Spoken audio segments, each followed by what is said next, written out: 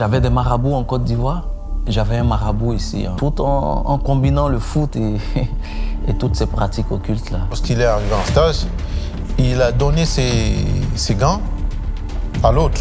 Quand il les a enfilés, il y a quelque chose qui s'est passé. Il perd toutes les sensations.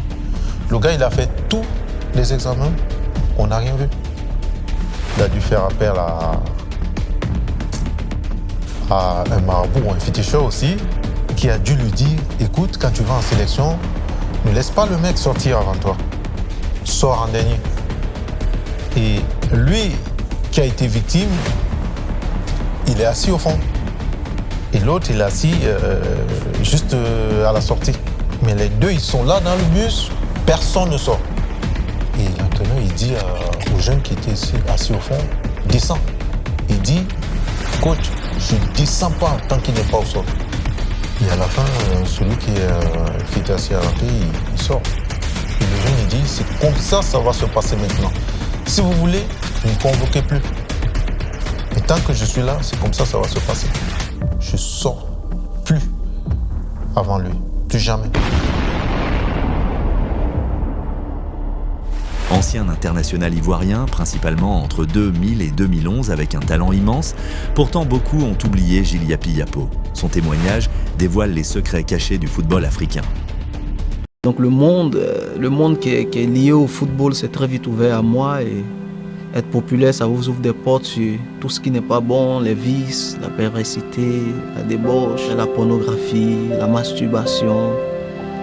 Et à un moment donné, je me suis senti esclave de ces choses. Il y avait un moment de ma vie où tout ça a commencé à basculer tout autour de moi, où voilà, j'ai commencé à avoir des problèmes de santé, pas graves, mais juste suffisants pour m'empêcher de jouer.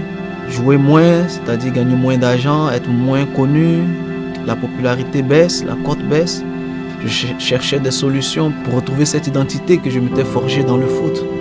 Il est arrivé un moment où une connaissance m'a fait rentrer dans le monde occulte. J'ai commencé à être dépressif, j'ai même eu des pensées de suicide. Jusqu'au jour où, dans le monde occulte, on m'a demandé de sacrifier mon fils. Et puis là, il y a une force en moi je ne pouvais pas l'expliquer en ce moment-là, qui m'a mené à dire non, stop, c'en est trop. Passer sa godasse à un coéquipier, c'était impossible. Ou le maillot, je ne sais pas quoi. On se dit toujours que voilà, celui-là, on ne sait pas comment il a fait pour se retrouver là. On ne sait pas ce qu'il a en lui.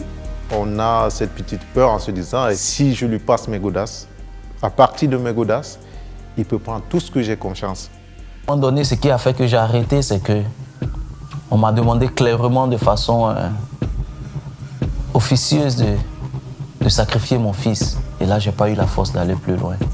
Et c'est à ce moment-là seulement que j'ai pu dire non. Sinon, avant, j'étais comme ensorcelé, j'étais comme envoûté.